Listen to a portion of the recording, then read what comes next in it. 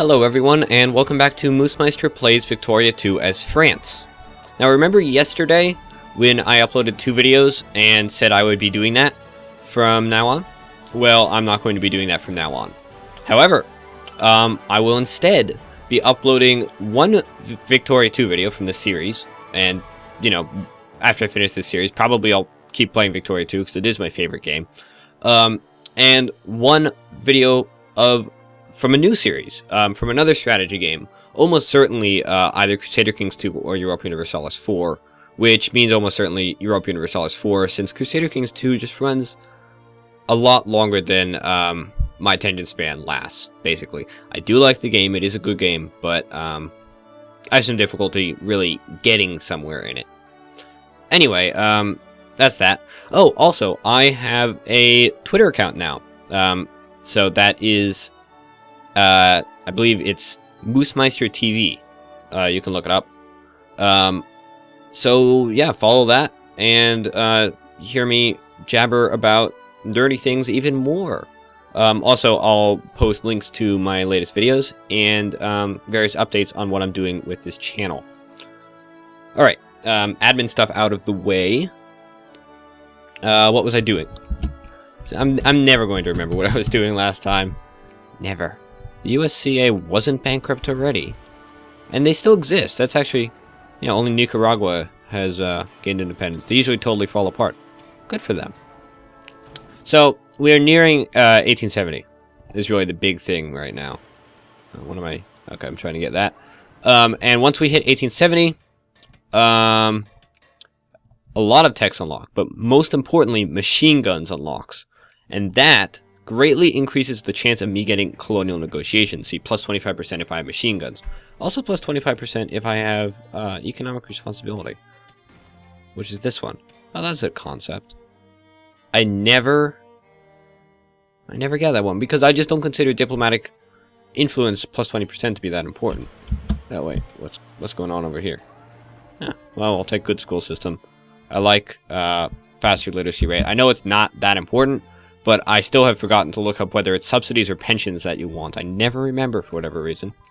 So I'm just going to get caught up on these techs because I'm caught up on all of the ones I really care about. Yeah. What else? What else improves this? No Afghanistan. I don't care about your problems. Stupid pop-ups, go away. Wow, conservative lost a lot. Wow, that's bad. Socialist is almost caught up, and liberal is really, really popular. That could be annoying. So, I also get plus 25% if I've invented naval logistics, which is here. Interesting. So there's actually 3 ways to increase your chances of colonial negotiations, and I've never paid attention to them. Pre Heart of Darkness expansion, which is when I started playing this game, which is when I really learned how to play this game on the A House Divided expansion. You got this final colonial negotiations. I forget if it was called that, but it was effectively colonial negotiations. Was unlocked with machine guns, not breech-loaded rifles. And hence, I've always just kind of assumed, oh, you still need to get machine guns to get it. But apparently, that's not the case. Apparently, I was already in tech. You can, in fact, geez, these people go fast. And 1.95 million people really want minimum wage. I wonder if it's a wise idea to keep not passing that. How many of those will actually rise up against me, though?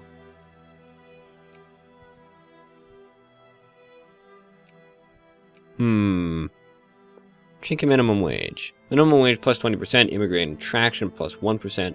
10.9% of the population want this. And there's a popular reform movement of size. That is about 10%, yeah.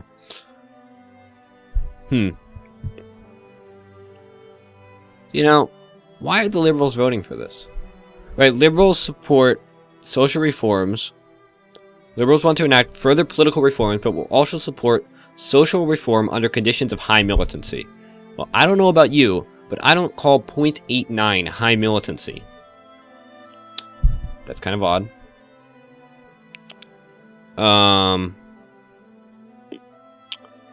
Okay. But they're supporting it clearly because I don't have enough socialist in my upper house otherwise. Huh. Krakow's got a revolution. Well, the flag didn't change. That's too bad. Krakow has some nice looking flags. It's the only reason I care. Minimum wage plus 20%. I wish you would tell me what effect that would have. I could suppress it, yes, but that never seemed effective because it will make the movement likely to be more radical, plus 10 in the future. They're just going to come back and then they're going to revolt more. It's not worth fighting out the revolt, but I'm going to. Whatever. Because they're probably just going to come back and eventually I'll have to pass it. And I might lose the revolt. But I don't want to pass it. So I'll take the risk. Whatever. Anyway, what I was saying is that it is very interesting that I could actually increase my chances of colonial negotiations unlocking through economic responsibility and naval logistics. So I could take a non-military path. I could take an army path, a navy path, or a commerce path to getting colonies going. The thing is that you need breech-loaded rifles to get colonial negotiations regardless, and then machine guns is the next tech. So it still seems like the obvious choice. Of course, you can get more than just that one, but generally by the time you can finish researching a second tech, you've already unlocked machine guns anyway. Plus, there's a lot of good techs that unlock, like analytic philosophy is excellent, plus 100% research points. Revolution and counter-revolution is really good. Bonus diplomatic points, plus a max national focus bonus. So you don't want to be wasting time when there's all these good 1870 techs you can be getting. I believe, yeah, you get steel railroad, organic chemistry, all of these. These are excellent. I love electrical power generation. This thing is beautiful. My industry is really whirring away. I'm going to lose the consciousness because it's higher.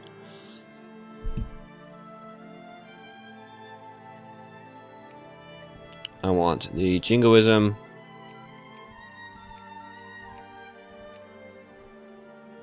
Now, one could make an argument that I should be saving my research points. And I think I will after I get scientific management. So that I can get machine guns quickly. I like to rush machine guns and then go for analytic philosophy. I'm not sure which one's really better. Because analytic philosophy gives a massive... You know, let's take analytic philosophy first. It gives a massive research points boost. So you're getting analytic philosophy quickly. And then you're not getting machine guns that much more slowly because they'll... yeah, whatever. They'll research vastly more quickly with analytic philosophy than without it. Plus, then you can use analytic philosophy to get revolution and counter-revolution, which I do want.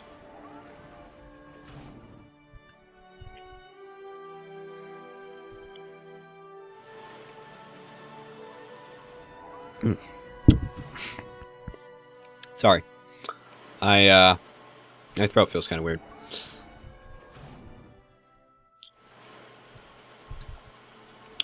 So yeah.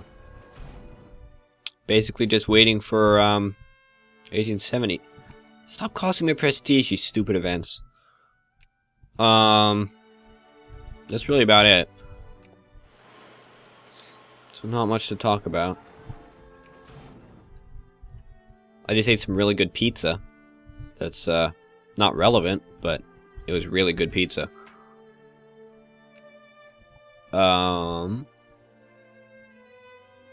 Yeah.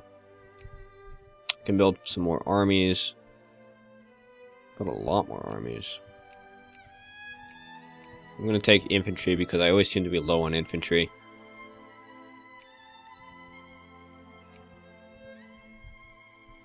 That is. These states are... They're not doing too well industry-wise. Excuse me. It's probably because they have no craftsmen. This one has no craftsmen. They had 4 for a moment.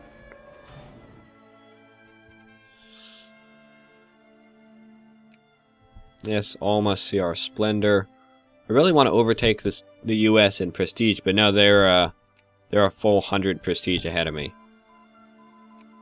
So never mind, that's not going to happen. I hate having this decision that I'm not taking, because it means that the decision button is always lit up, and hence I can't tell when I have a new one, so I have to just keep checking all the time. It annoys me. My industry is growing super fast. Like, it was at about 420 when I started the game, and that was 10 minutes ago. Probably less because it was paused for a while. I can create a state in French West Indies. Oh yes, let's do so. And it is very nearly 1870. At which point I will be taking... Right, I will be taking analytic philosophy. I still don't care.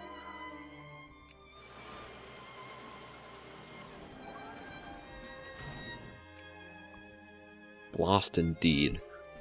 Lost indeed. Not that a French person would say that, but it's fine. Lots of things. Very, very close. I just want to start this on January 1st. Not that it really matters because I'll just stockpile the research points, but whatever. I have substantially higher, there we go. Start research. So I have substantially higher, let's check out the ledger here. I have substantially higher literacy than any other great power. See, I'm at 89, the next one is North German Federation at 79. Below that is the USA at 48. So, basically, yeah, sure, Tunis, whatever. Basically, I am going to be able to get these techs way faster. Like, look how fast this is. Just churning this thing out. So, I'm going to have these techs way before everyone else, which means that I can start colonizing more quickly, and it means that I can get more techs more quickly, which makes me very happy. The old colonial system was really weird. I was talking about pre-Heart of Darkness Victoria 2 earlier, and they didn't use the same colonial system. You had to use a national focus point to colonize, and it would colonize faster if you had an army in the region you were colonizing. And it's strange. I don't know, it worked okay. Except no, it didn't work okay. It was way too easy to get a massive colonial empire. I didn't really even know what I was doing. I was playing Czechoslovakia, which, one should note, is landlocked. Okay? You're supposed to need ports to colonize, you know? Czechoslovakia is landlocked. Speaking of ports, what is this? What's the map mode?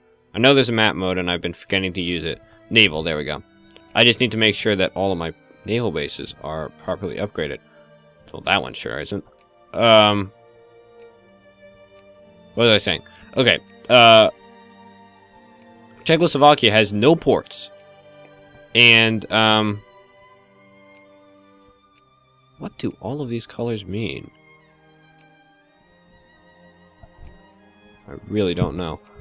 No ports. I managed to colonize all of this. Nearly 100% of Africa. I think I missed a bit of the Sahara and a bit of the southern bit of Africa.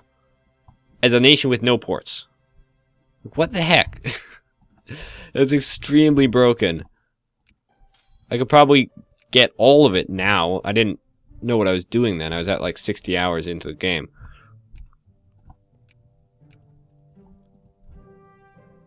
Why did I switch back? Naval. Naval, naval, naval.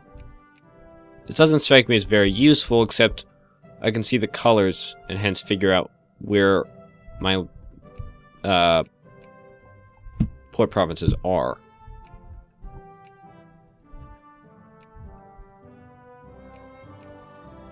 But why are there so many different colors? I didn't notice you could build a naval base there, actually. That's irritating. The problem with naval bases, well, firstly, they're extremely expensive, so if you're not a top-tier world power, you can't really afford them, but that's not an issue for me. I've got a stupid amount of money and nothing to do with it. But really the problem is that they take forever to build. So if you start a higher level naval base at the beginning of the race for Africa, it probably won't be done by the time it ends. What's taking attrition? You're taking attrition. Can you stop taking attrition?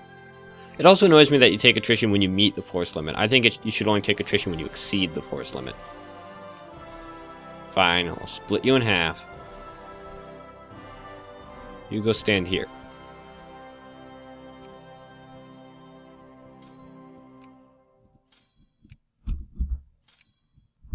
Keyboard shortcuts are great. So yeah, I'm already almost done with analytic philosophy, which is ridiculous. 26th of August. And I'm going to win this Scramble for Africa pretty darn well, I'd say. Of course, there isn't really much of Africa I want. I love Argentina's monarchy flag and color. Check out that blue. That's a great shade of blue. But I can basically have whatever I want of Africa. I can't believe I'm still allied with both Italy and Austria. That's silly. It's very silly. It's not supposed to work that way. I'm fine with it, of course, but it's not supposed to work that way.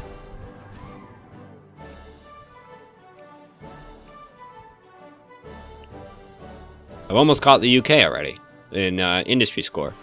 It's 534, 497. That is really fast. Let's get machine guns.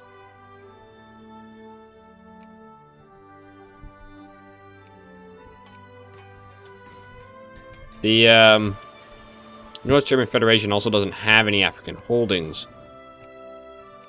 No, I'm not getting involved. One major problem here... Bother. One major problem here, as I'm just saying this at starts, is that if you're in a crisis, you can't colonize.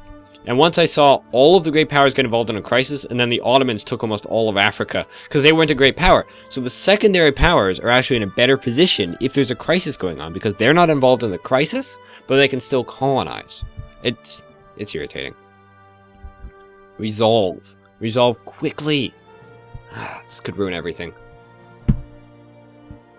God. If this turns into a war... Well, I guess the Ottomans are involved. Oh, yes. Find the source of the Nile. So much prestige if you pull that off. That, you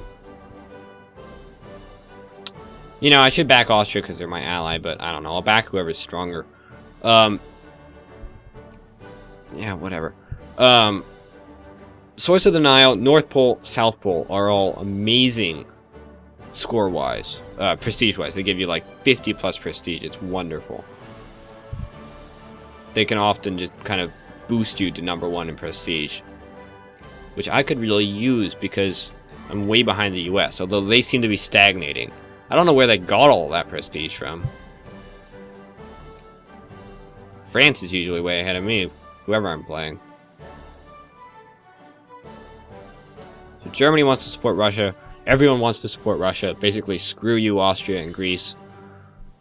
So yeah, I'll just back whoever most people are backing, even if it means betraying my Austrian ally. Frankly, Italy is my other ally, and I don't want to betray them either. And never mind. Perfect. So that resolved. 15 prestige. Lovely. I'm already over 90% literacy, despite taking none of the literacy texts, which is kind of funny. See, the clergyman thing, 4% clergyman in every state, it takes a while initially, but it's so worth it. You get so much tech. Like, the only time I wouldn't take it is if I was playing in Germany, because they have really good literacy to begin with. Or Scandinavia. Scandinavia, like, just do 2%. And don't even worry about the bureaucrats. Although, I personally like the bureaucrats anyway, because they boost pop upgrade rates for all pops, not just clergymen. So, it doesn't matter, you know, if they're... You'll get more soldiers, you'll get more officers, you'll get more craftsmen, you'll get more capitalists. It's, in my opinion, it's just really great. So I am coming up on my finishing time. And as soon as Machine Guns finishes researching, I believe I will stop. And next episode, we will begin the Scramble for Africa. That's Machine Guns. That's the end of the episode. Thank you very much for watching. And please join me next time. Also, please enjoy the beginning of what I believe will be a Europa Universalis 4 series. And if you missed it at the beginning, I now have a Twitter at Moosemeister TV. And go follow that. I will be tweeting about my latest videos, what I'm doing with the channel, various other things that may be of interest to people who are nerdy enough to enjoy this game, and what's not. So, thanks again for watching, and I'll see you next time. Bye.